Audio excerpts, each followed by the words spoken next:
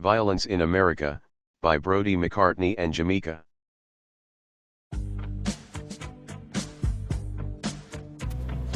John Garrett, 17, died from stab wounds. June 10, 2015, in Crown Heights, Brooklyn.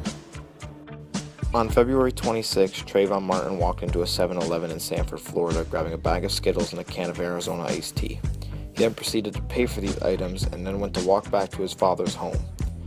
During this trip back home, he encountered a neighborhood watch volunteer named George Zimmerman, who had received a call that a suspicious individual was walking around the neighborhood. Zimmerman had specific instructions to remain in his van, but he ignored the instructions and proceeded to confront the individual. After Mr. Zimmerman had approached Mr. Martin, the two began to have what sounded like an argument.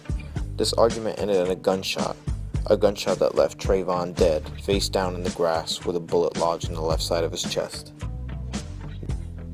In 2010, 4,828 adolescents aged 10 to 24 were victims of homicide, about an average of 13 each day.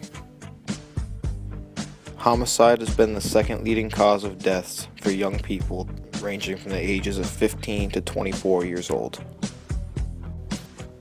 Among the homicide victims in 2010, 86% of those victims were male, while 14% were female, all ranging from the age of 10 to 24 years old. Each year, youth homicides and assault-related injuries result in an estimated $16 billion in combined medical and work loss costs for the United States. On July 17, 2014, a man by the name of Eric Garner was on the sidewalk in Staten Island when two police officers approached him telling him he had to leave because Mr. Garner was selling cigarettes. After arguing about leaving, one of the officers attempted to wrestle Mr. Garner to the ground. After him and another officer finally got him to the ground, they attempted to put him into cuffs. Throughout the time of being on the ground, Mr. Garner repeatedly said, "I can't breathe." Even though a sergeant ordered the two officers to let up, they did not. The video that went viral heard Mr. Garner plead 11 times, "I can't breathe." The video is over 16 minutes long. Mr. Gardner was killed by a chokehold, which officers did not mention in the police report. The autopsy report showed compression of the chest and the chokehold to be the cause of death. The paramedics that arrived on scene did not treat his condition as serious either, taking up to 7 minutes to put Mr. Garner on a stretcher.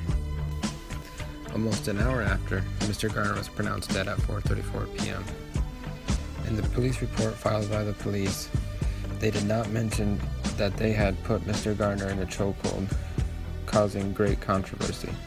In just Chicago alone, the Chicago Police Department reported that between 2001 and 2012, it had recovered more than 50,000 guns and arrests from its citizens.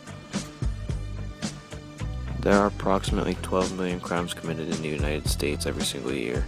No other nation has more than about 6 million reported crimes per year.